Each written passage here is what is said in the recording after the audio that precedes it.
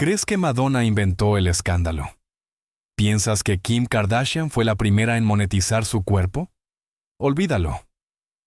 Medio siglo antes de que la palabra hype entrara en el léxico, una mujer dominó el juego. Mae West no fue solo una actriz.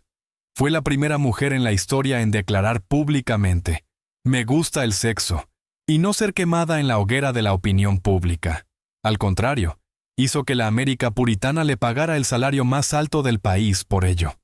Fue una depredadora en un mundo de hombres que se dieron cuenta demasiado tarde de que se habían convertido en su presa. Bienvenidos a un mundo donde la vulgaridad es un arma de destrucción masiva.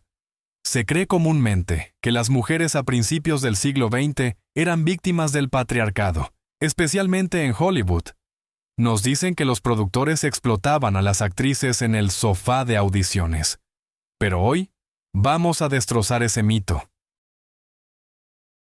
Ante ti está la historia de una mujer que se tendió en ese sofá, pero solo para darle la vuelta y aplastar a sus jefes con él. Fue una dramaturga que escribió mejor que los hombres, una empresaria que calculó mejor que los banqueros, y una tirana que controló cada centímetro de su cuerpo. ¿Cómo se convirtió la hija de un peleador de las calles de Brooklyn en la mujer más peligrosa de América? ¿Por qué el FBI y la iglesia le declararon la guerra? ¿Y cómo logró vender su vejez por más de lo que otros vendieron su juventud? La respuesta comienza no en Hollywood, sino en Broadway, en el mismo momento en que la policía de la moral cometió el mayor error de su historia. Le pusieron las esposas a Mae West. Acto 1. El precio de la libertad. Arresto en la cima de la fama. 9 de febrero de 1927. Nueva York se ahoga en la oscura hipocresía de la prohibición. Mientras los políticos beben whisky en bares clandestinos, la policía de la moral prepara un operativo que cambiará para siempre la historia del espectáculo estadounidense. El escenario, el Teatro Dallis en Broadway. Una palabra corta y punzante arde en el cartel: sex. Este es el título de la obra escrita, producida y protagonizada por una mujer de 33 años, llamada Mae West. Normalmente, cuando la policía irrumpe en un teatro para arrestar al elenco por indecencia, se desata el caos. Actrices lloran, desmaquillándose. Productores se apresuran a sobornar. Y miembros del público, en pánico, huyen hacia la salida trasera para evitar los informes policiales. Pero esa noche, todo salió del guión para las fuerzas del orden. Todo salió según Mae. Cuando los detectives irrumpieron en el backstage, esperaban encontrar a una mujer asustada suplicando por piedad. En cambio, encontraron a una mujer al mando, ajustándose el cabello frente a un espejo como si se preparara para un bis. Mae West no solo estaba esperando este arresto, lo orquestó. La obra Sex había estado en cartelera durante casi un año. 375 funciones. Más de 300,000 espectadores. Las entradas eran revendidas por revendedores a precios exorbitantes, $40, que hoy serían casi $600. Los funcionarios de la ciudad, impulsados por una sociedad que luchaba contra los vicios, ya no podían ignorar este fenómeno. Necesitaban un castigo público. Mae West salió del teatro flanqueada por oficiales de policía, pero no parecía la escolta de una criminal. Parecía una salida real. Una multitud la esperaba afuera. No mirones sedientos de un linchamiento, sino fans. Mae, vestida con un abrigo lujoso, sostenía un ramo de rosas largas. Sonreía ante los destellos de las cámaras, convirtiendo su vergüenza en el mayor movimiento de marketing de la década. La policía intentó meterla en una furgoneta de prisión, un vehículo sucio y con barrotes para transportar criminales. Cualquier otra estrella de esa época se habría desmayado ante la idea de un viaje así.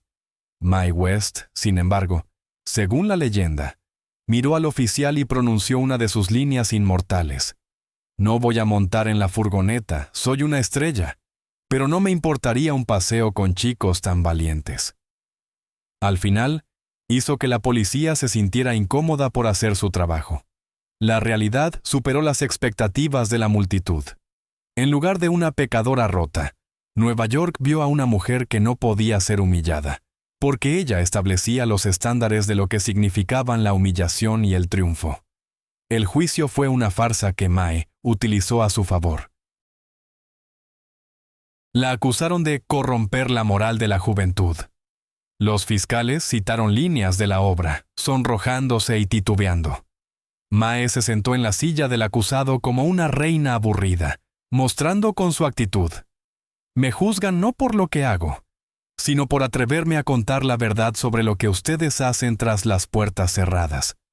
El veredicto fue severo: 10 días en la cárcel y una multa de $500.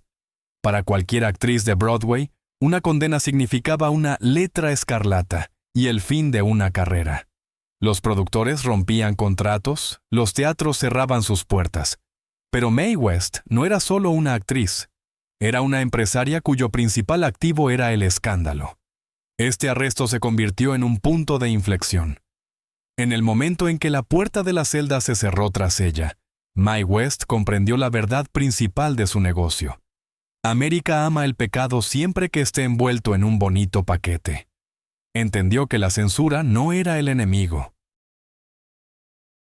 La censura era un agente publicitario gratuito que trabajaba para ti 24 horas al día, si sabías cómo manejarlo. Salió de la comisaría no con la marca de una criminal, sino con el halo de una mártir por la libertad de expresión, y un ícono de la revolución sexual que comenzó 40 años antes de la fecha oficial en los libros de historia. Pero la parte más interesante estaba por venir. Mientras los periódicos saboreaban los detalles de su arresto, al otro lado del país, en la soleada California, un gigantesco estudio cinematográfico estaba muriendo lentamente, sin saber aún que esta criminal de Broadway se convertiría en su única salvación. Acto 2. La salvadora del imperio. Cómo una mujer sacó a Paramount de la tumba. A los 32 años, Hollywood había dejado de ser la fábrica de sueños y se había convertido en un cementerio de ambiciones. La Gran Depresión arrasó la economía de los Estados Unidos como un gigantesco rodillo de asfalto. La industria del entretenimiento, antes intocable, colapsó entre las primeras. La gente en fila por sopa gratis ya no podía permitirse una entrada al cine, ni siquiera por 5 centavos. Paramount Pictures, una vez un titán majestuoso, estaba en estado de muerte clínica. Las pérdidas de la compañía ascendían a $21 millones, una suma astronómica para esos tiempos, equivalente a cientos de millones hoy. Los cines cerraban por cientos. Las acciones del estudio valían menos que el papel en que estaban impresas. La dirección entró en pánico, vendiendo propiedades y despidiendo a miles. Adolph Zukor, el legendario fundador del estudio, se preparaba para anunciar la quiebra. Necesitaban un milagro. Ese milagro fue una mujer que, según todas las leyes de Hollywood, ni siquiera debería haber pasado las audiciones. Tenía casi 40 años. Era regordeta, baja, solo 1,52 metros. Y tenía una reputación escandalosa que hacía que los productores piadosos se persignaran. Pero tenía lo que a los hombres de trajes caros les faltaba: una comprensión de lo que la gente, cansada de la pobreza y de la moral puritana, quería ver. Cuando Mae West firmó un contrato con Paramount, los jefes del estudio la vieron como el último movimiento desesperado de un hombre que se ahoga.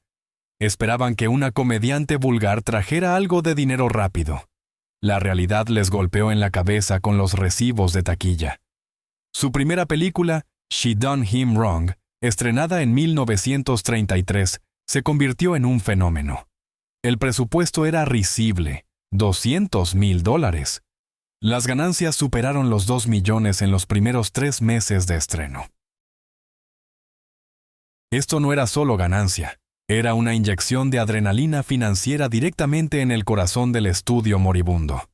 La película fue nominada a un Oscar a la mejor película del año, lo cual era absurdo para una comedia de bajo género. Pero el verdadero shock para el público no fue solo la ganancia del estudio, sino el ingreso personal de Mae West. En 1935, la Oficina de Impuestos publicó una lista de los ciudadanos mejor pagados del país. En segundo lugar, justo después del magnate de los periódicos, William Randolph Hearst, estaba el nombre de Mae West. Ella ganó $480,833 en un año. Para comparar, el presidente de Paramount, Adolph Zukor, solo ganó $92,000 ese mismo año. El presidente de los Estados Unidos, Franklin Roosevelt, ganó $75,000. Este fue un caso sin precedentes en la historia mundial. Una artista femenina trabajando en un sistema patriarcal ganó 5 veces más que sus jefes masculinos y 6 veces más que el jefe de Estado. Mae West se convirtió en la mujer más rica hecha a sí misma en América. No solo salvó al estudio de la quiebra, se compró el derecho a dictar condiciones. Paramount sobrevivió solo gracias a ella. Más tarde, Adolph Zukor, el hombre que construyó este imperio, reconoció públicamente: Mae West nos salvó. Ella fue la única que trajo dinero cuando todos los demás lo perdían. Sin embargo, detrás de este triunfo financiero había otro detalle, menos obvio. Mae West no solo recibía un salario, exigía y obtenía un porcentaje de la taquilla. Fue la primera en entender: el verdadero negocio en Hollywood no se hace en el set, sino en la contabilidad. Mientras otras actrices luchaban por vestidos bonitos y primeros planos, Mae luchaba por cláusulas contractuales que la convertían en socia, no en empleada. Su éxito demostró que una mujer podía ser no solo una musa o una decoración en pantalla, sino una capitalista dura y pragmática. Pero, ¿de dónde venía este agarre de acero? Para entender la naturaleza de su genio comercial, necesitamos rebobinar la cinta hasta los callejones sucios de Brooklyn a finales del siglo XIX, donde una niña aprendió a sobrevivir entre boxeadores y gánsteres. Acto 3. La génesis del depredador. La escuela de vida de Brooklyn. Para entender el fenómeno de Mae West, olvida la imagen de la rubia sensual con diamantes, reclinada sobre sábanas de satén. Esa imagen es solo el producto final, una armadura pulida. La verdadera Mae West fue forjada no en boudoir, sino en peleas callejeras y en oscuros salones de un vodevil barato. Su carácter es una mezcla de nudillos de metal y corsés, creada en las duras condiciones de Brooklyn a finales del siglo XIX. Nació el 17 de agosto de 1903 en Bushwick. Era un barrio donde solo los más fuertes sobrevivían, y la sentimentalidad se veía como una debilidad que conducía a la destrucción. Su genética era una mezcla volátil. Su padre, John Patrick West, apodado Fighting Jack, era un peleador callejero, un patobica y a veces un detective privado. Su madre, Matilda Tilly Delker, era una inmigrante bávara, obsesionada con la moda y su propio cuerpo. Fue su padre quien le enseñó a la pequeña Mary Jane el verdadero nombre de la estrella, la regla principal de su vida. Nunca dejes que nadie te empuje.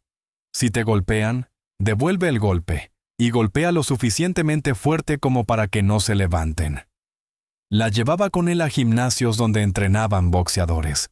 Mae creció viendo a hombres romperse las narices por unos pocos dólares.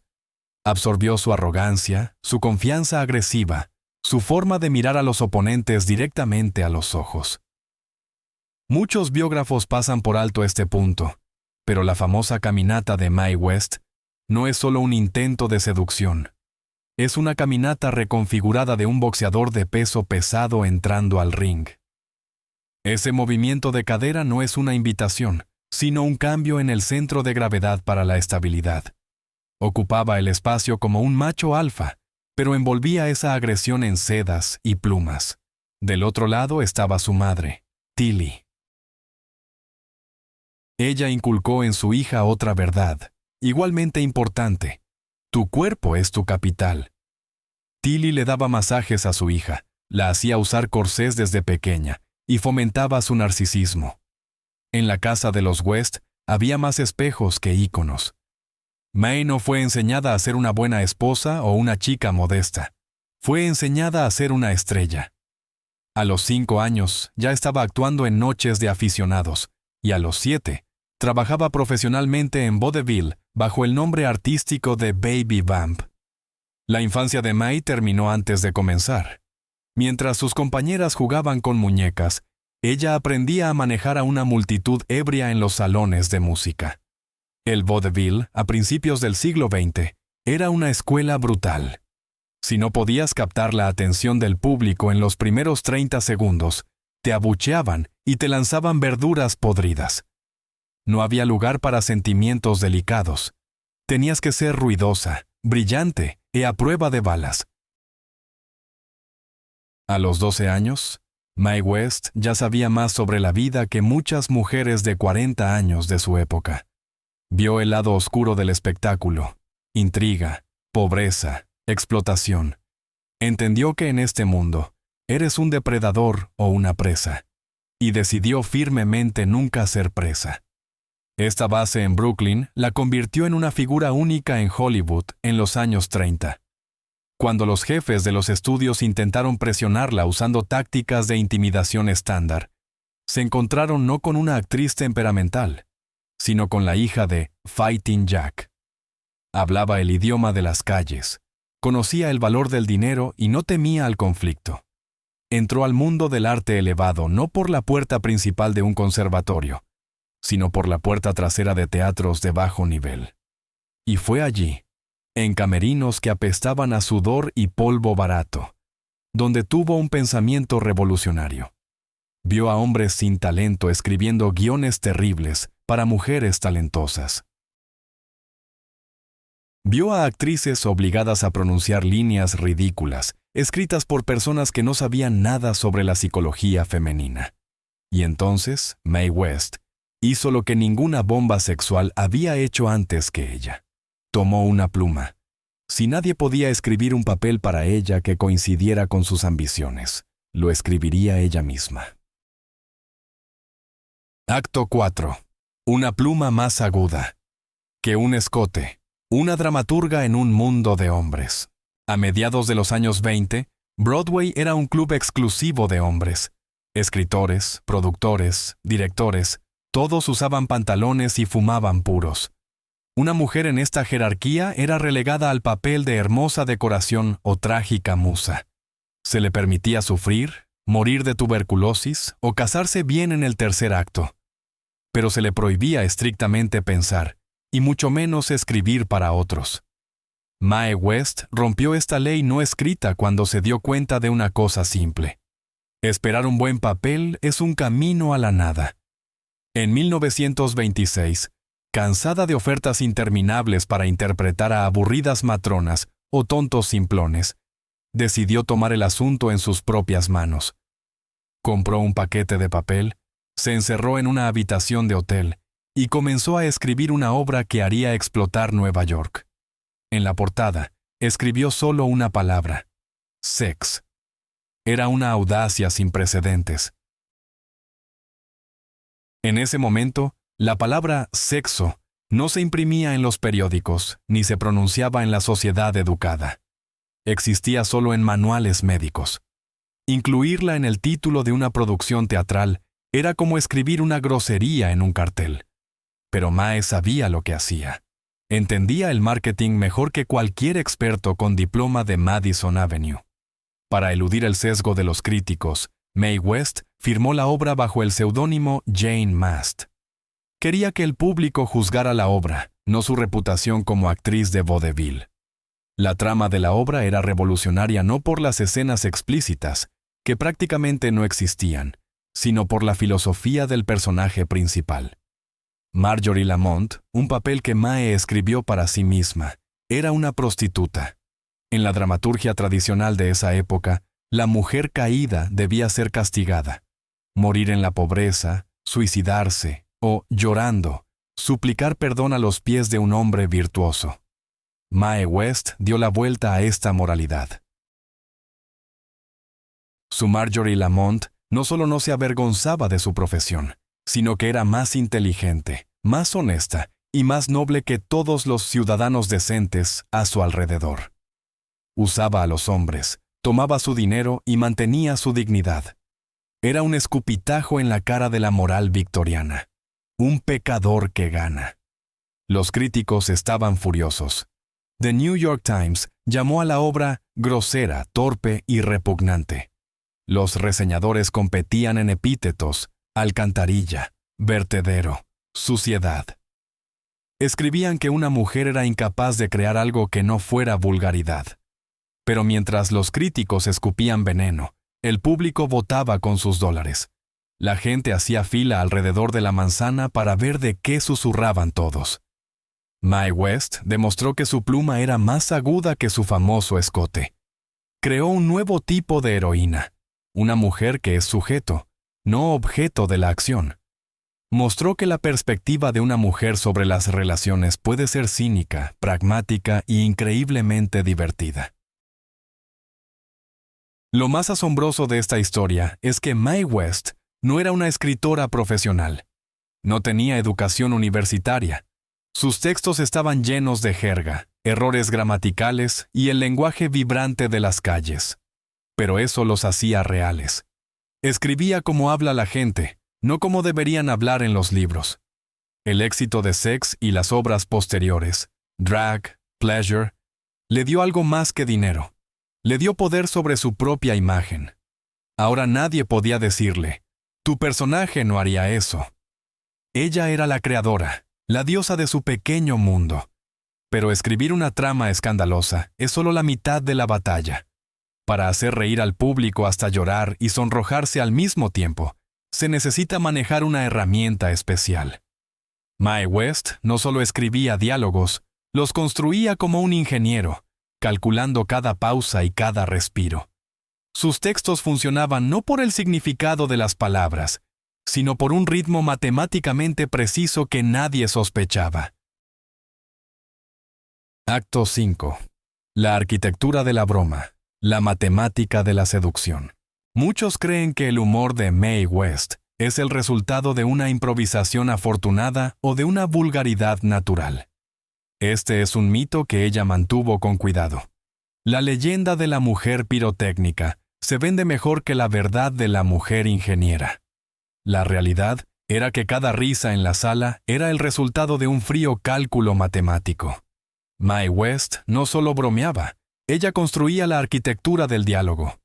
En una era en que Hollywood estaba dominado por el género de comedia disparatada, donde los personajes lanzaban líneas a la velocidad de una ametralladora, aterrorizados de perder la atención del público, Mae apostó por una radical desaceleración. Estiraba las vocales, hacía pausas donde no debía haber pausas, y usaba la entonación como un escalpelo quirúrgico. Entendía que en el silencio entre las palabras había más sexo que en las palabras mismas. Su método de escritura se basaba en el principio de alimentar y golpear. Cuando Mae escribía guiones, drenaba deliberadamente la sangre de las líneas de sus compañeros masculinos. Los convertía en alimentadores. Personas cuyo único trabajo en pantalla era hacer una pregunta tonta o sugestiva, para que Mae pudiera rematarlos con su ingeniosa respuesta. Un ejemplo clásico es su famoso diálogo de la película Noche tras noche. La chica del guardarropa exclama al ver las joyas de Mae: «Dios mío, qué hermosos diamantes». Cualquier otra actriz simplemente diría «gracias». Pero Mae West, habiendo reescrito la escena, respondió: «Dios mío, no tuvo nada que ver con esto, querida». En esta breve frase reside la esencia de su método.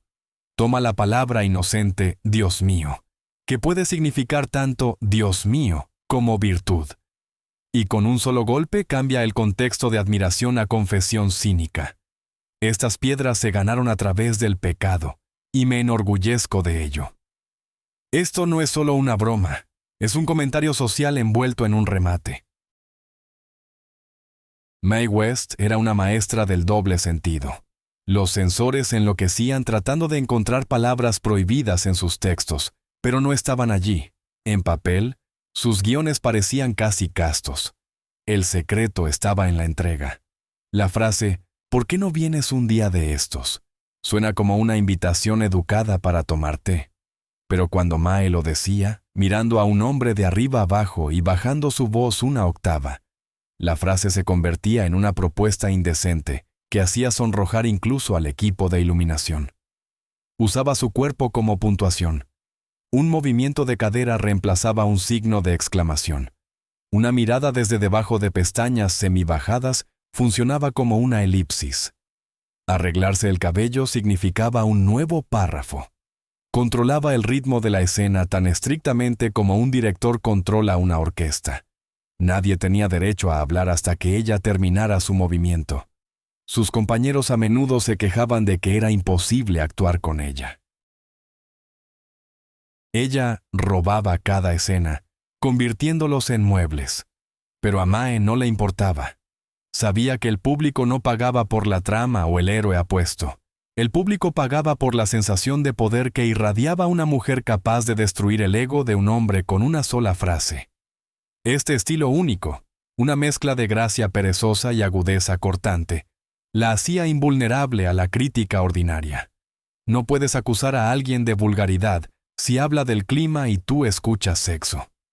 Eso significa que la vulgaridad está en tu cabeza, no en sus palabras. Mae West reflejaba los pensamientos sucios de la sociedad mientras permanecía legalmente limpia. Pero incluso las acrobacias lingüísticas más brillantes no podían protegerla para siempre. Y en el 27º año, cuando su fama apenas comenzaba a ganar impulso, el sistema decidió contraatacar. Y este golpe no estaba dirigido a sus textos, sino a su libertad física. La matemática de la seducción chocó con la seca aritmética del Código Penal. Acto 6. Centro de vacaciones en prisión. 8 días en Welfare Island. El 19 de abril de 1927, Mae West comenzó a cumplir su condena, que estaba destinada a ser su azote público. El lugar de exilio elegido fue Welfare Island, hoy Roosevelt Island, un terreno sombrío en el East River, donde Nueva York almacenaba su desecho social, manicomios, casas de pobres y centros de corrección. Las autoridades esperaban que 10 días en una celda con chinches, ropa de prisión áspera y trabajo forzado desgarraran a la altiva diva de Broadway. Esperaban lágrimas de remordimiento y súplicas de clemencia, pero cometieron un error fatal. Olvidaron que estaban tratando con una mujer que podía convertir cualquier telón de fondo en su escenario. Para Mae West, la prisión no se convirtió en un castigo, sino en un resort de relaciones públicas gratuito. Desde el momento en que llegó, comenzó a dictar sus condiciones. Primero, le dijo al médico de la prisión que sufría de una forma rara y severa de alergia a la áspera tela gubernamental. «Mi piel es demasiado delicada para su algodón, Doc», dijo, supuestamente. El médico, cegado por su carisma, o quizás por una amenaza oculta en su voz, le escribió una exención médica para usar su propia ropa interior de seda bajo el uniforme de prisión. Era una brillante imagen de toda su vida. Exteriormente podía seguir las reglas del sistema, vistiendo el uniforme gris de una convicta, pero por debajo siempre tenía seda costosa, más allá del control del Estado. Llevaba el vestido de prisión como un atuendo de diseñador, acentuando su cintura y caderas de una manera que incluso incomodaba a los guardias. En lugar de fregar pisos en las celdas como otras internas, Mae recibió una asignación especial: limpiar la biblioteca del alcaide. Este trabajo se asemejaba a un ligero calentamiento. La mayor parte de su tiempo lo pasaba charlando con el alcaide, el señor McCann, e incluso, según se reporta, cenando con él y su esposa, disfrutando de comidas lejos de la comida de prisión.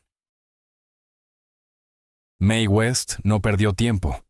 Usó su encarcelamiento como una oportunidad para reunir material. Interactuó con otras internas, prostitutas, ladronas, adictas. Escuchó sus historias, memorizó su jerga y sus modismos. Más tarde, estas observaciones formaron la base de su artículo para la revista Liberty, por el cual ganó $1,000, el doble de la multa impuesta por el tribunal. De hecho, Mae West hizo que la sociedad le pagara por estar sentada en prisión. Fue liberada después de 8 días. Su condena se redujo en 2 días por buena conducta, lo cual sonaba como una broma en el contexto de un cargo de obscenidad. En las puertas de la prisión, la recibió una multitud de periodistas, más grande que la que daba la bienvenida a los transatlánticos. Se veía descansada, fresca y radiante. Cuando un reportero le preguntó cómo le había ido en prisión, respondió con una sonrisa desarmante. Usé pantalones de seda mientras ustedes se preocupaban. La prisión es solo un estado mental, querido, y mi mente siempre es libre. Antes de irse, hizo un gran gesto. Donó dinero para actualizar la biblioteca de la prisión. Fue el toque final, caridad de una pecadora. No solo derrotó al sistema, lo humilló con su generosidad. Este episodio consolidó su estatus como intocable. Si ni siquiera la prisión pudo detener a esta mujer, ¿quién podría? Broadway yacía a sus pies. Sus obras se agotaban. Pero Nueva York se estaba volviendo demasiado pequeño para ella. Mae West entendió. Para convertirse en una verdadera leyenda, necesitaba conquistar no solo el escenario teatral, sino el mundo entero. Y las llaves del mundo estaban en otro lugar, en la costa oeste, donde el sonido en el cine apenas comenzaba a cambiar las reglas del juego. Sin embargo, Hollywood, donde fijó su mirada, era un mundo de jóvenes y delgados. Mae tenía casi 40 años. Según los estándares de la industria, era una mujer vieja. Pero como demostró en Welfare Island, los estándares existen para ser quebrantados. Acto 7. El paradoja de Hollywood. Una estrella que tenía casi 40 años. A principios de los años 30, Hollywood era una máquina para procesar carne fresca.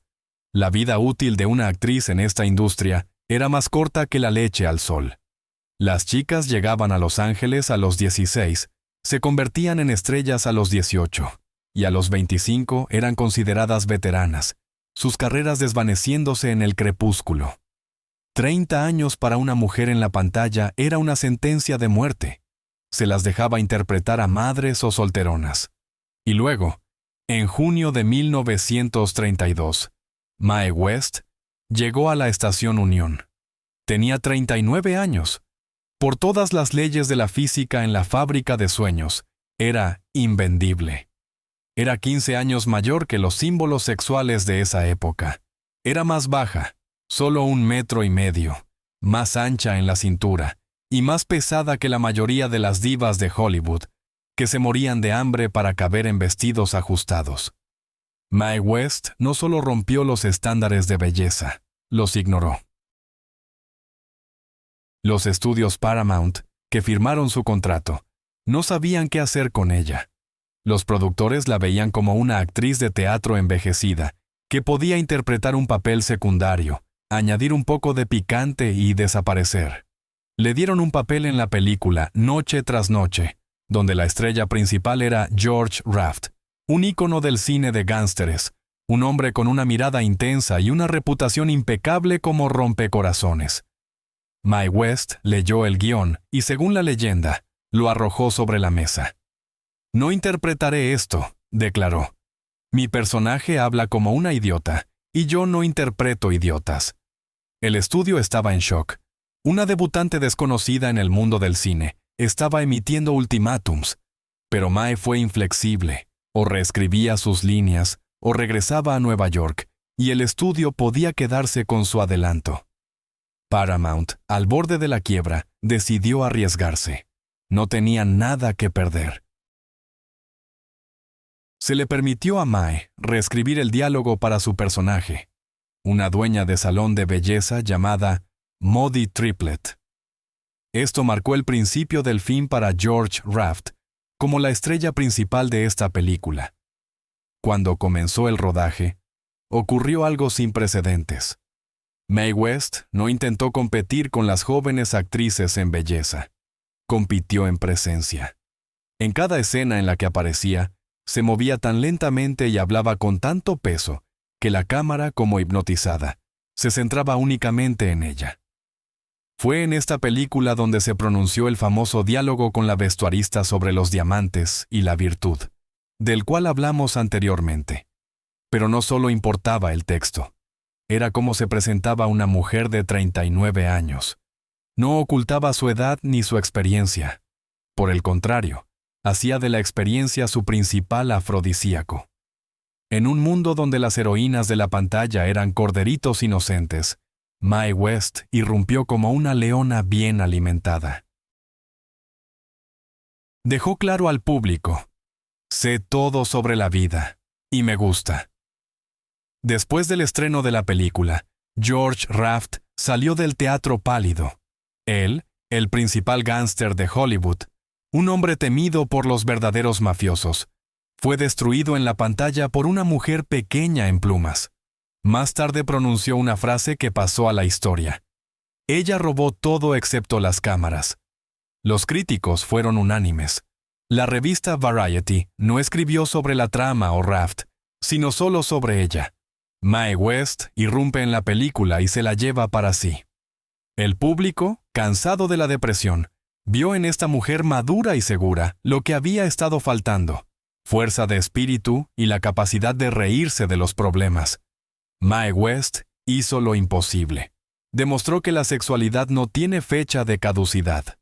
Marcó una tendencia por las figuras curvilíneas, obligando a las actrices delgadas a rellenar sus sujetadores con algodón. Mostró que una mujer a los 40 podía ser no solo atractiva, sino peligrosa. Ahora, con Hollywood conquistado y los jefes de estudio comiendo de su mano, Mae enfrentó un nuevo desafío. Necesitaba un compañero, pero no uno como George Raft, que intentara acaparar la atención. Necesitaba un hombre que aceptara ser su sombra, su reflejo, su accesorio perfecto. Y lo encontró donde nadie miraba, entre los extras, avistando a un chico con un hoyuelo en la barbilla que aún no sabía que se convertiría en el más grande caballero del cine. Acto 8. La creación de Cary Grant. Casting inverso. Hay un término oscuro en la historia de Hollywood: sofá de casting. Es un eufemismo para un sistema de explotación sexual, donde hombres poderosos decidían el destino de jóvenes actrices, juzgándolas no por su talento, sino por su obediencia tras puertas cerradas. En esta cadena alimentaria patriarcal, una mujer siempre era una mercancía y un hombre, el comprador. Mae West, al tomar el control total de la producción de su película She Done Him Wrong, cometió un acto de venganza que ni siquiera sospechaba. Volteó ese sofá. Por primera vez en la historia de los grandes estudios, una mujer eligió a un compañero masculino únicamente por su apariencia, objetificándolo tan descaradamente como los hombres habían objetificado a las mujeres. Era 1933. Mae paseaba por el lote de Paramount, flanqueada por un grupo de productores. Necesitaba un actor para el papel del Capitán Cummings, un oficial del Ejército de Salvación que se convertiría en el interés amoroso de su personaje, Lady Lou. Todas las sugerencias del estudio fueron rechazadas. Las estrellas de la época parecían demasiado de madera, demasiado viejas o demasiado egocéntricas. De repente, su mirada se posó en un alto y increíblemente apuesto moreno que caminaba por la calle. No era una estrella. Era un actor bajo contrato, un conejillo de Indias, utilizado por los equipos de iluminación para verificar la configuración de las lámparas, mientras las verdaderas estrellas tomaban un descanso. Su nombre era Archibald Leach, aunque el estudio ya le había dado un nombre artístico: Cary Grant. Mae se detuvo, lo señaló con su dedo adornado de diamantes y preguntó: ¿Quién es ese? Los productores dudaron. «Oh, ese es solo Cary», respondieron. «No es nadie». Ha hecho un par de pruebas fallidas. Tiene el cuello torcido y no puede actuar en absoluto. Mae West, sin apartar la vista de su barbilla con hoyuelo, pronunció una frase que se convirtió en un veredicto para el viejo sistema de casting. Si puede hablar, lo tomaré.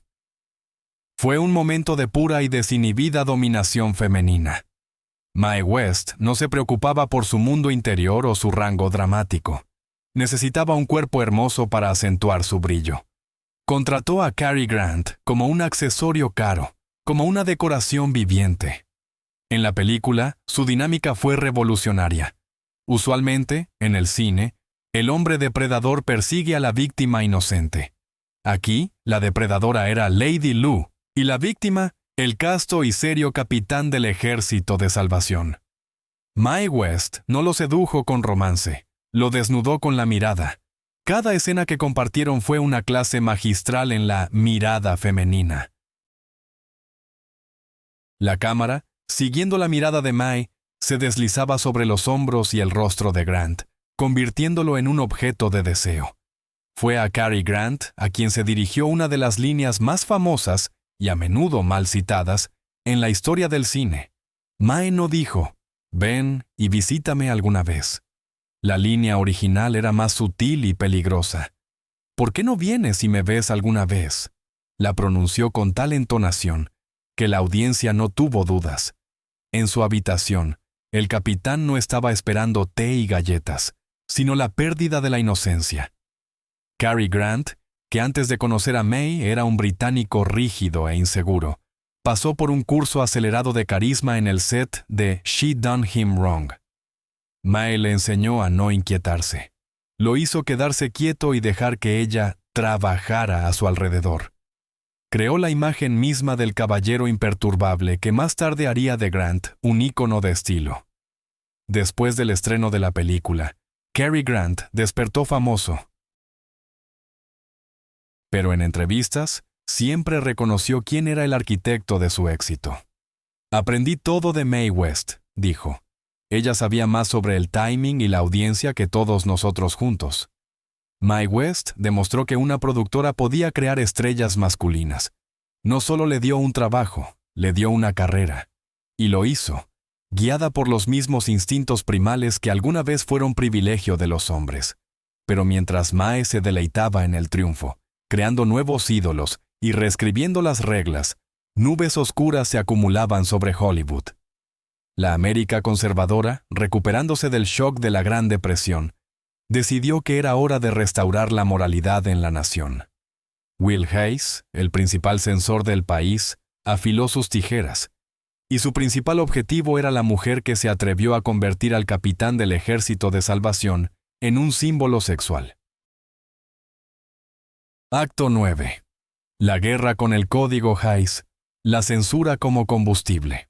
El 1 de julio de 1934. Hollywood dejó de ser un territorio de libertad. En este día, el Código de Producción, mejor conocido como el Código Hayes, entró en plena vigencia. Era un conjunto de reglas draconianas destinadas a limpiar el cine estadounidense del pecado. Todo estaba prohibido: bocas abiertas durante los besos, la representación del parto, matrimonios interraciales y, por supuesto, cualquier indicio de que el sexo pudiera ocurrir fuera del matrimonio o traer placer. Pero seamos honestos. Este documento debería haberse llamado La Ley contra Mae West. Will Hayes, presidente de la Asociación de Productores de Cine, y su perro de ataque Joseph Breen, jefe de la administración del código, odiaban a Mae West con un odio sincero y fanático. Para ellos, ella era la encarnación de la decadencia moral. Breen llamaba a sus películas suciedad y basura. Su objetivo era simple: destruir la carrera de Mae haciendo que sus películas fueran estériles y aburridas. Sin embargo, cometieron el mismo error que la policía de Nueva York 7 años antes. Pensaron que estaban tratando con una actriz vulgar. En realidad, se enfrentaban a una gran maestra de la lingüística. Mae West no hacía berrinches públicos ni interponía demandas.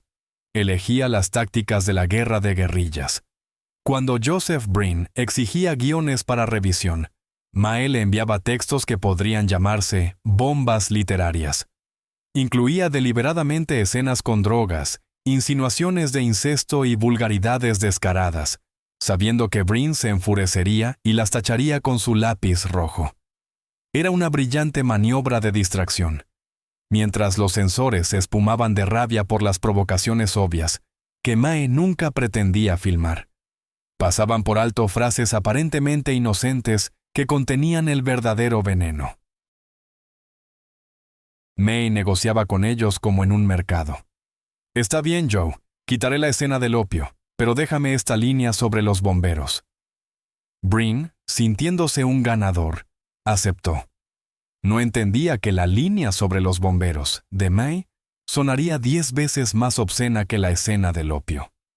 Un ejemplo clásico de esta guerra es la película originalmente titulada No es un pecado. Breen casi tuvo un ataque al corazón solo por el título. ¿Cómo podía no ser un pecado no ser un pecado? El estudio se vio obligado a cambiar el título por el insípido La belleza de los 90. Mae se encogió de hombros y aceptó. Pero toda la ciudad ya conocía el viejo título, y cambiar el cartel solo avivó el interés. Prohibieron el título, así que la película es un bombazo, pensaba el público. Frente a la brutal censura, Mae West inventó un nuevo lenguaje, el lenguaje del subtexto. El código Hays prohibía mostrar a un hombre y una mujer acostados en la misma cama. ¿Bien? Mae se sentaría en una silla mientras el hombre se mantenía de pie sobre ella, pero miraba su cinturón de tal manera que dejaba claro: la posición horizontal no era necesaria. Los censores prohibieron las palabras amante o mujer mantenida. Mae las reemplazó con eufemismos, pronunciándolas con una entonación tan espesa y aceitosa que sonaban más sucias que las maldiciones más elegantes. La frase «me gusta un hombre que se toma su tiempo» parecía un cumplido a la paciencia en papel. En pantalla, era una instrucción para el juego previo. Mae West demostró que la vulgaridad no se puede cortar con tijeras porque no vive en la película. Vive en la mente del público. La censura la obligó a volverse más aguda, más inteligente y más inventiva. En lugar de mostrar todo abiertamente, hizo que el público pensara. Y la imaginación, como sabemos, siempre es más fuerte que cualquier imagen. Joseph Breen, sin darse cuenta, se convirtió en coautor de su mito. Cada escena cortada se convirtió en una leyenda. Cada palabra prohibida era discutida en los pasillos. A mediados de los años 30, Mae West no era solo una estrella, era un símbolo nacional de resistencia contra la estupidez. Pero el cine era una grabación. Podías volver a filmar una toma, cortar un pedazo, superponer sonido. Una transmisión en vivo era otra historia.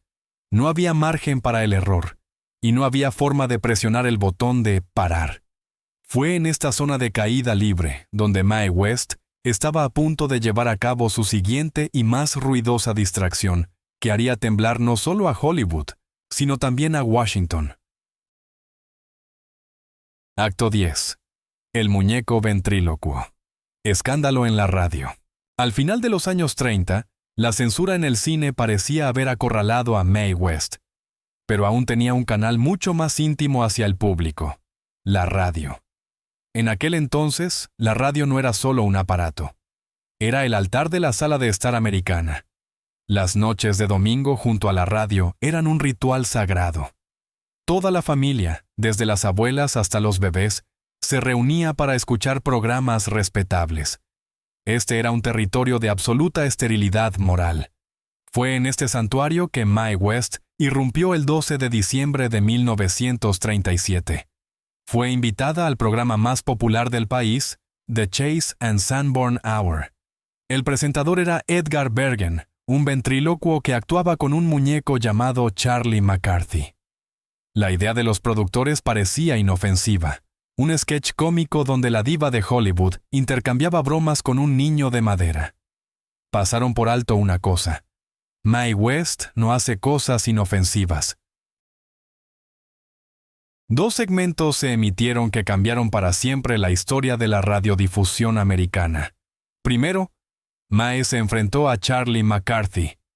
Comenzó a coquetear con el muñeco como si un hombre vivo estuviera frente a ella. «Charles», susurró con su voz baja y aterciopelada, «ven a casa conmigo. Te dejaré jugar en mi montón de leña». La audiencia se congeló.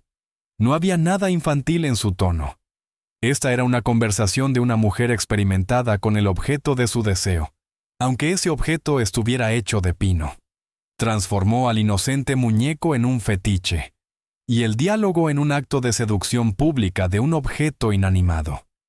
Pero la verdadera explosión ocurrió en la segunda parte del programa cuando Mae y el presentador Don Ameche realizaron el sketch Adán y Eva. El guión, escrito por Arch Oboler, había sido preaprobado por los censores de NBC. En papel, era una sátira inofensiva sobre una historia bíblica. Eva está aburrida en el jardín del Edén y quiere salir. Pero Mae West no solo leyó el texto, ella lo interpretó. Interpretó a Eva no como la primera pecadora, confundida por la serpiente, sino como una socialité aburrida que anhelaba sexo y aventura, porque estaba cansada de su esposo pasivo. Cuando Adán, Don Ameche, le preguntó tímidamente sobre el fruto prohibido, Mae respondió con un deseo sexual tan penetrante que millones de oyentes se atragantaron con su té de la tarde. Transformó la caída de la gracia en una elección consciente de una mujer harta del paraíso. La reacción fue inmediata y nuclear. A la mañana siguiente, la Comisión Federal de Comunicaciones, FCC, fue inundada de quejas. Organizaciones religiosas, clubes de mujeres y congresistas exigieron sangre. Los periódicos gritaban titulares sobre la desecración de las ondas. La Iglesia Católica pidió un boicot al producto del patrocinador, el café Chase & Sanborn. NBC entró en pánico. El guión había sido aprobado, y formalmente Mae no había pronunciado una sola palabra grosera. Toda la suciedad estaba únicamente en las mentes de los oyentes y en la voz de la actriz, pero la corporación necesitaba un chivo expiatorio. El nombre de Mae West fue oficialmente prohibido de ser mencionado en las estaciones de NBC. Esta prohibición duró 12 años. Para cualquier otra estrella, esto habría significado el fin de una carrera. Ser exiliado de la radio en los años 30 equivalía a una muerte informativa. Pero para Mae West, se convirtió en otra prueba de su poder único. Se convirtió en la única persona en la historia cuya voz fue considerada tan peligrosa que se equiparó con la pornografía. El escándalo con el maniquí y Adán mostró que Mae West había superado el papel de simple intérprete. Se convirtió en un test de la hipocresía de la sociedad. La gente estaba furiosa no porque ofendiera la Biblia, sino porque expresó lo que pensaban pero temían decir. El paraíso sin pasión es aburrido, y un muñeco de madera a veces es más interesante que un hombre vivo pero soso.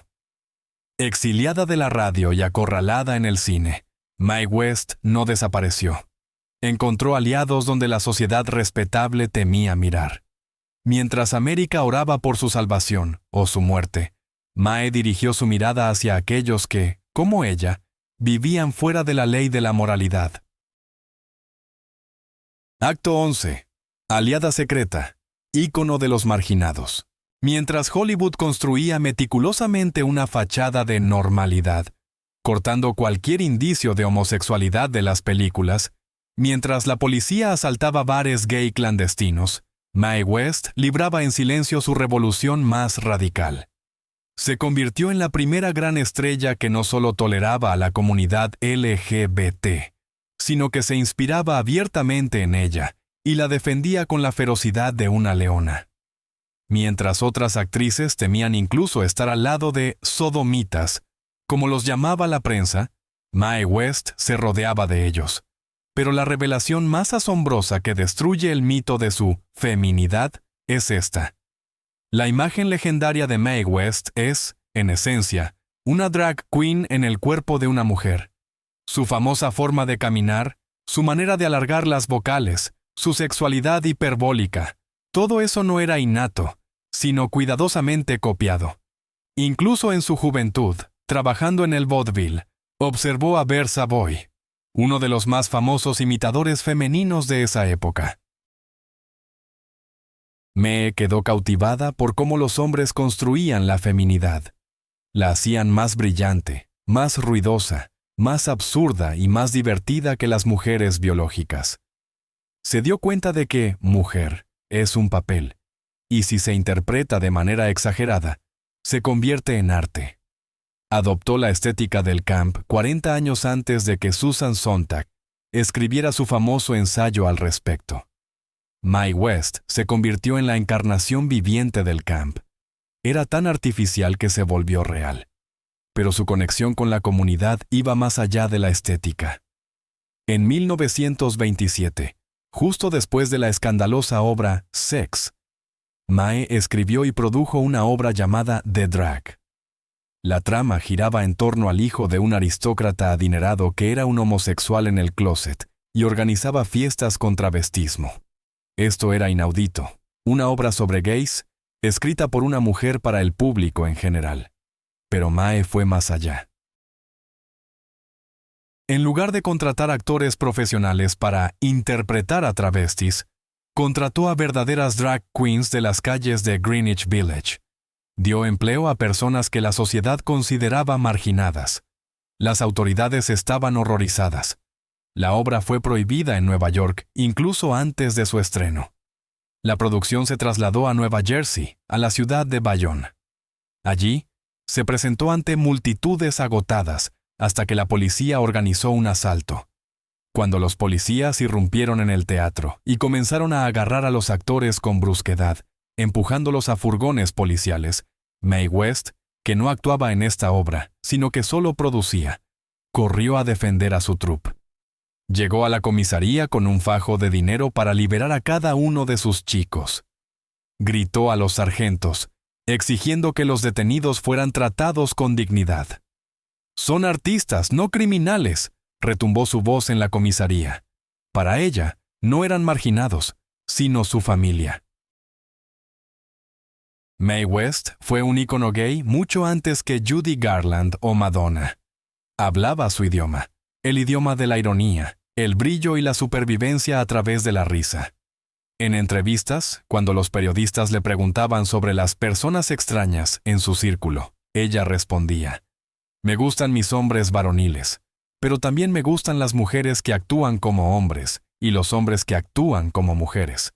¿Qué diferencia hace si tienen un corazón amable?». Esta era una posición de absoluto humanismo, en una era de absoluta intolerancia. Mae West demostró que el coraje no depende de a quién amas o cómo te vistes. Irónicamente, esta mujer pirotécnica resultó ser el único hombre en Hollywood que tuvo el valor, figurativamente hablando, de defender a los más vulnerables. Pero el tiempo avanzó. Los años 50 trajeron una nueva estética y nuevos desafíos.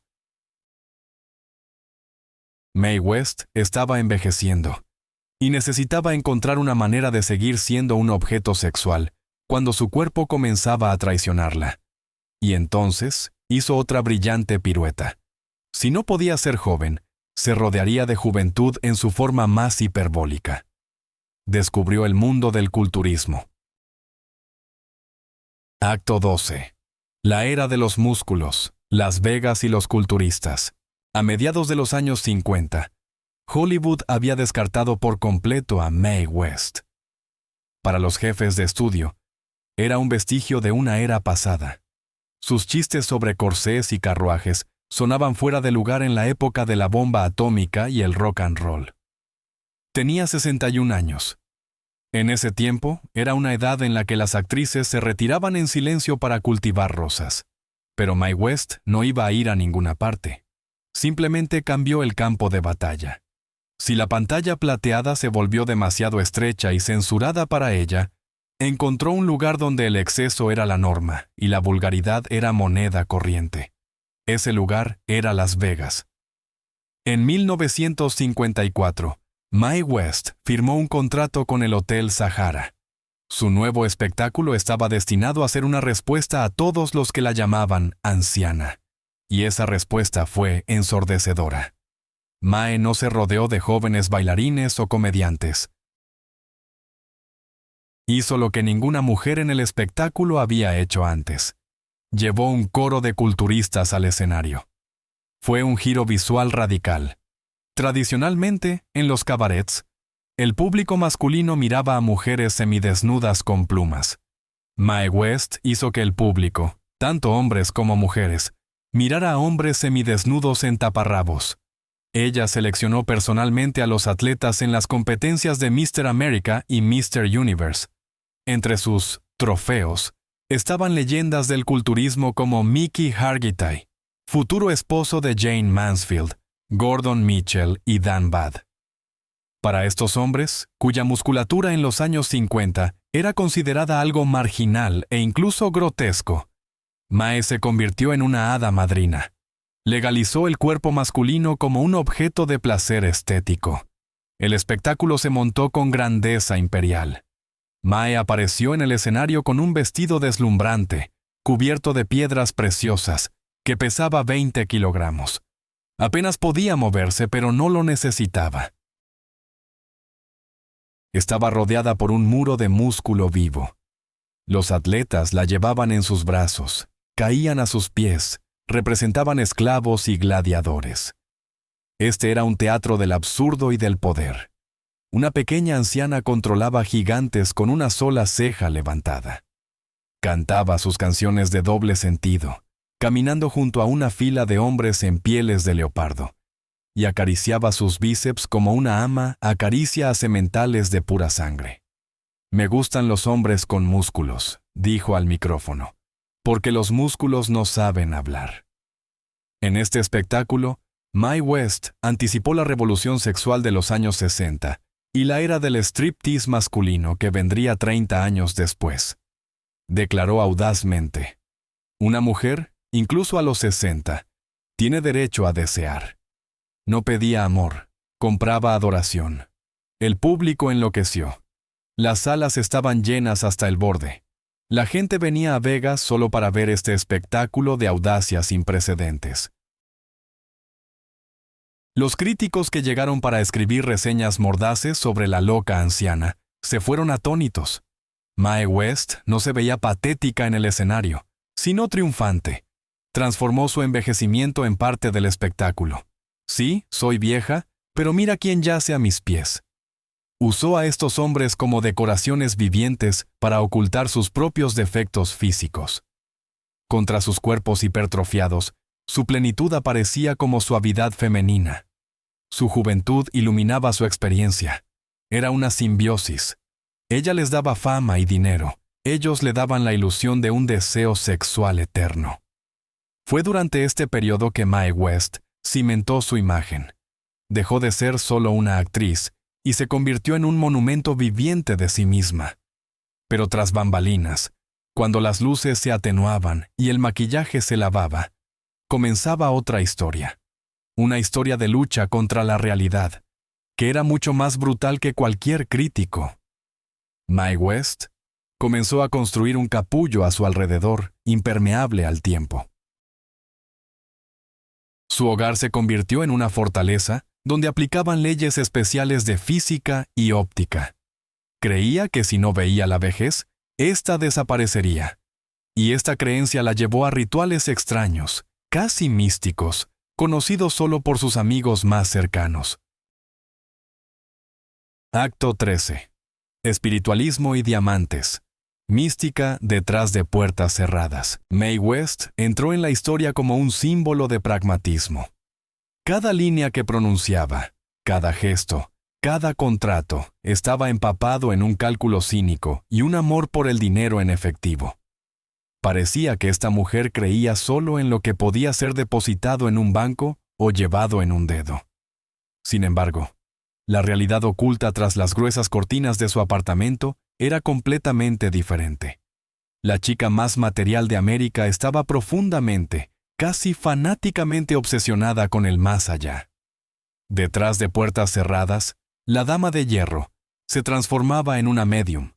Mae West creía sinceramente que no solo era una actriz talentosa, sino un recipiente elegido para entidades superiores.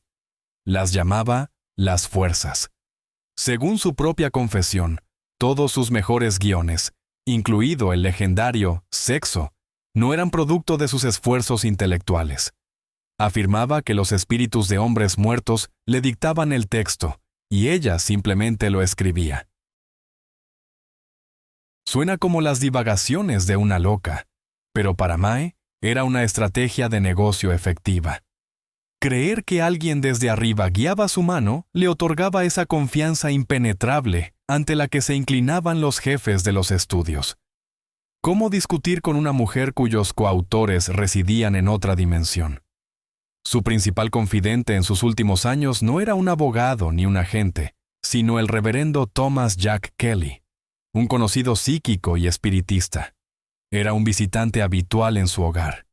Mae realizaba sesiones semanales, tratando de obtener consejos sobre bienes raíces y carrera de los espíritus. Imagina el surrealismo de esta escena. Una mujer que poseía millones de dólares en activos, sentada en penumbra, tomando de las manos a una medium, preguntando a un fantasma si debía comprar tierras en el Valle de San Fernando. Pero la manifestación más extraña de su misticismo era su conexión con los animales. Mae West adoraba a los monos. Su favorito era un chimpancé llamado Boogie. Lo trataba no como una mascota, sino como la reencarnación de un alma cercana. Cuando Boogie murió, Mae se sintió más destrozada que después de cualquier ruptura con sus amantes. Afirmaba que el espíritu del mono permanecía con ella en el apartamento y continuaba comunicándose con él. Para ella, la frontera entre los vivos y los muertos se borraba. Esta obsesión con el misticismo tenía un lado oscuro. Un miedo paranoico a la descomposición física, que percibía como una pérdida de conexión con las fuerzas. Mae creía que su cuerpo era un templo que necesitaba ser purificado no solo espiritualmente, sino físicamente. Practicaba terapia de hidrocolon diaria, convencida de que lavaba toxinas de muerte. Pasaba horas frotando aceite de bebé en su piel, convencida de que obstruía poros y mantenía a raya la edad. Era un paradoja. Un depredador racional que podía aniquilar a un competidor con una sola frase, vivía en un mundo de pensamiento mágico. Llevaba diamantes no solo por su belleza, sino como amuletos, creyendo en su poder energético. Prohibía hablar de enfermedad y muerte en su presencia, como si las palabras pudieran materializar la desgracia. El espiritualismo se convirtió en su forma de conquistar la principal maldición de cualquier estrella, la soledad. Los espíritus estaban siempre ahí. No traicionaban, no exigían un aumento. Y lo más importante, siempre la admiraban. En el mundo de los fantasmas, Mae West permanecía eternamente joven, deseable y poderosa. Pero incluso las fuerzas no podían detener el tiempo. Los años pasaron factura, y los espejos que la rodeaban comenzaron a mostrar lo que ella se negaba a ver. Para mantener la ilusión de la juventud eterna, Mae West tomó la decisión de encerrarse en un paraíso artificial, donde la luz caía solo en el ángulo correcto, y la realidad permanecía en el umbral. Acto 14. La reclusa en la sala de espejos, el mito de la juventud eterna. Muchas estrellas, retirándose a la oscuridad, eligen el aislamiento en villas en Palm Springs o en islas. Mae West eligió un camino diferente. No se fue.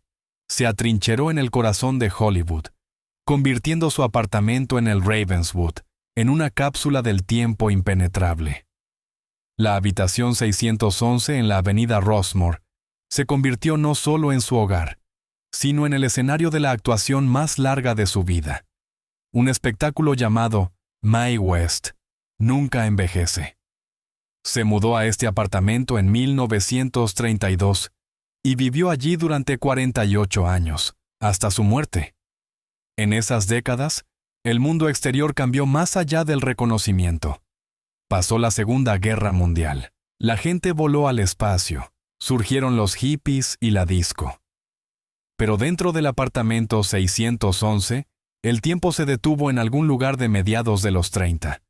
El interior era la encarnación de su psicología, total blanco y dorado. Muebles de estilo barroco francés, pianos blancos, alfombras blancas, paredes blancas. Esto no era solo un capricho de diseño. Mae West, como una genial diseñadora de iluminación, entendía la física de la luz.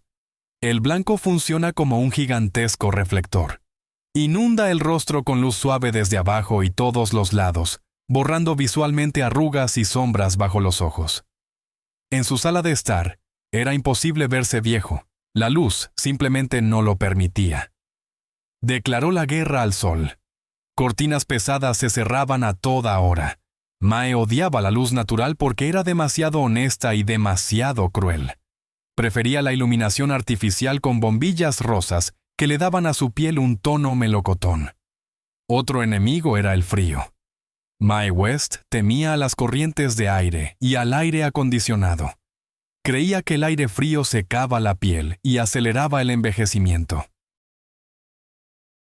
En su apartamento, incluso en los días más calurosos del verano californiano, las ventanas estaban herméticamente cerradas y los calefactores funcionaban a toda potencia. La temperatura interior rara vez bajaba de 27 grados Celsius. Los invitados que llegaban a su casa sudaban y soñaban con un soplo de aire fresco, mientras Mae, envuelta en una bata, se sentía espléndida.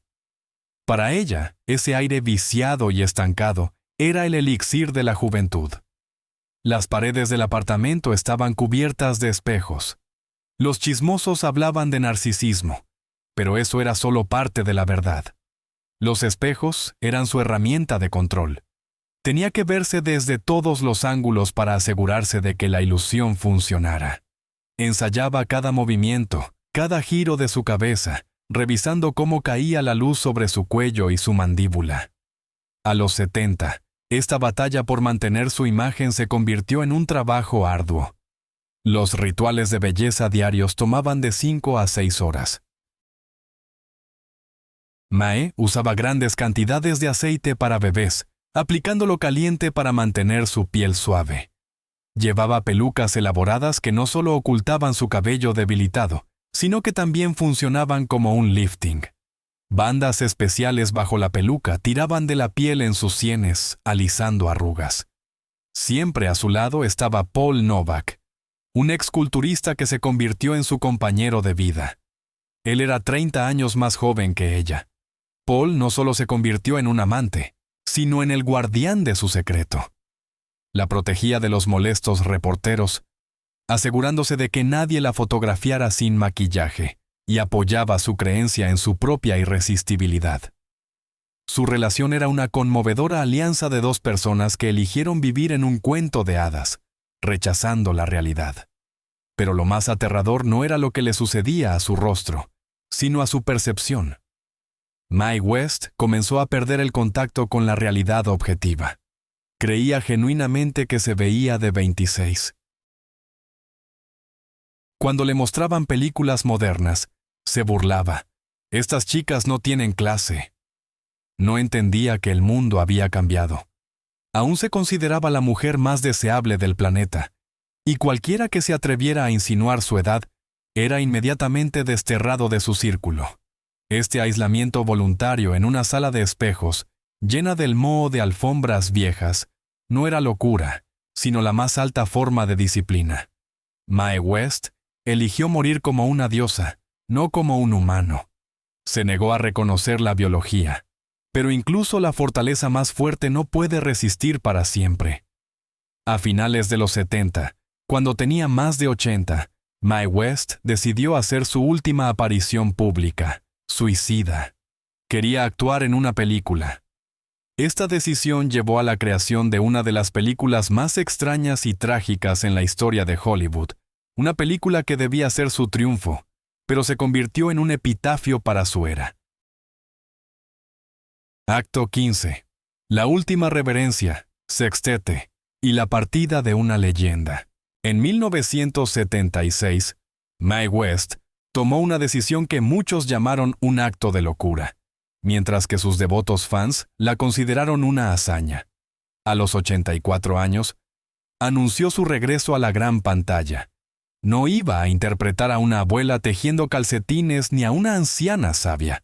No, iba a interpretar lo que siempre había interpretado, la irresistible femme fatale, disputada por los hombres más bellos del planeta. La película se tituló Sextette. Era una adaptación de una obra que Mae había escrito muchos años antes. La trama giraba en torno a la estrella de cine Marlo Manners, quien acababa de casarse con su sexto esposo, interpretado por un joven y aún desconocido Timothy Dalton, futuro James Bond. Pero su luna de miel era constantemente interrumpida por exesposos y admiradores desesperados por recuperar su amor. El rodaje de esta película se convirtió en una pesadilla surrealista y al mismo tiempo en el mayor testamento de la voluntad humana. La realidad fue implacable. Mae West apenas podía oír y veía mal. No podía recordar una sola línea del guión. Para ayudarla a pronunciar sus diálogos, el director Ken Hughes tuvo que recurrir a trucos.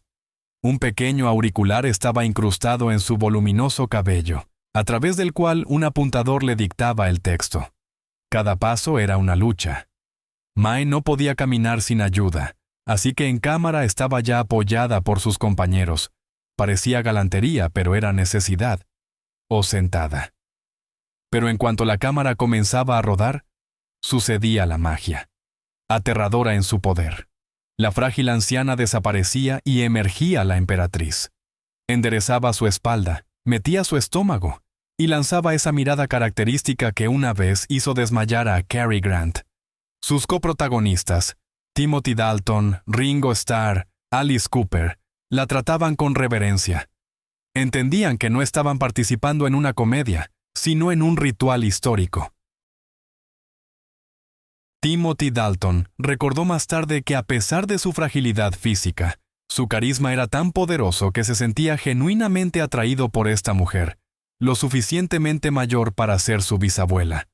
Fue una victoria del espíritu sobre la materia.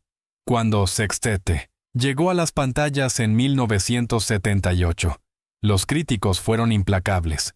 Llamaron a la película horripilante, grotesca y un triste espectáculo. The Washington Post escribió: Mae West parece un cadáver embalsamado tratando de coquetear. El público se reía no de los chistes del personaje, sino de la situación misma. Pero a Mae West no le importó. En el estreno, se sentó en el palco, brillando con diamantes, aceptando los aplausos. Para ella, fue un triunfo. Demostró que incluso a los 85, podía ser una protagonista. Se negó a reconocer una realidad donde las mujeres mayores debían ser invisibles. Hizo que el mundo la mirara hasta el último instante. 2 años después del estreno, en agosto de 1980, sufrió un derrame cerebral. Perdió el habla, pero no su voluntad de vivir. Incluso en la habitación del hospital, medio paralizada, intentó arreglarse el cabello cuando entró el médico. El 22 de noviembre de 1980, Mae West falleció a los 87 años. Murió en su cama, en ese mismo apartamento en Ravenswood, rodeada de flores blancas y oro. Su muerte marcó el fin de una era. Mae West no solo interpretó papeles, creó el arquetipo de una mujer libre medio siglo antes de que se volviera común. Fue la única que nunca se disculpó por sus deseos, su dinero y su cuerpo. Sextette permanece en la historia no como una mala película, sino como un monumento a la intransigencia. Fue su último dedo medio a una sociedad que le decía: conoce tu lugar. Mae West conocía su lugar, en la cima, bajo los reflectores, hasta su último aliento. Arquitecta de su propio destino. Mae West a menudo se compara con Marilyn Monroe. Ambas eran rubias. Ambas eran símbolos sexuales. Ambas se convirtieron en íconos de su época. Pero entre ellas hay un abismo del tamaño del Gran Cañón. Marilyn fue una víctima del sistema, desgastada por los molinos de los estudios. Mae West era el sistema mismo. No dejaría que Hollywood la destruyera. Tenía un arma secreta que otros carecían. Poseía los derechos de sus palabras. Su historia no es solo una biografía de una actriz. Es un manual sobre gestión de crisis y marca personal, escrito 80 años antes de las redes sociales. Mae West demostró que un símbolo sexual no se trata de parámetros físicos, es un estado mental, con 1,5 metros de altura y una figura lejos de los estándares de modelo. Hizo que el mundo creyera en su atractivo a través de pura sugerencia. Fue la primera mujer en entender. En un mundo patriarcal, la libertad vale exactamente lo mismo que el dinero en tu cuenta bancaria. No esperó a un príncipe en un caballo blanco. Compró caballos blancos y contrató mozos de cuadra. Transformó el vicio en virtud, la censura en publicidad y el envejecimiento en arte. Mae West los derrotó a todos: policías, jueces, censores, críticos e incluso al tiempo. No se fue como una anciana olvidada, sino como una leyenda que creyó hasta su último aliento que era lo mejor que le había pasado a este mundo. Y tal vez tenía razón. ¿Qué puede enseñarnos el fenómeno de Mae West? El control del contenido es poder. Mientras otras actrices aprendían sus papeles, Mae escribía los guiones. Quien sostiene la pluma determina el final. Las imperfecciones son una propuesta de venta única. No ocultó su edad, su baja estatura, ni su acento de Brooklyn. Hizo de ellos parte de su encanto. La censura trabaja a tu favor. Si te prohíben hablar, aprende a insinuar. El subtexto siempre es más poderoso que el texto directo porque hace cómplice al espectador. Crea tu propia realidad. Si el mundo piensa que eres viejo, cierra las cortinas, enciende la luz adecuada y haz que el mundo juegue según tus reglas. Mae West usó su intelecto para pretender ser una rubia tonta y ganó millones. Pero en la historia de Hollywood, hubo otra mujer cuya belleza se convirtió en su maldición. Fue declarada la mujer más hermosa del mundo, pero detrás de esa fachada se escondía la mente de una brillante inventora que creó la tecnología que sustenta el Wi-Fi y el Bluetooth modernos. Si te impresionó la historia de cómo Mae West engañó a los censores, necesitas escuchar cómo Hedy Lamarr engañó a Hitler y nos regaló el futuro, sin recibir un centavo en su vida. Pero esa es una historia completamente diferente sobre cómo la inteligencia puede ser más peligrosa que la belleza.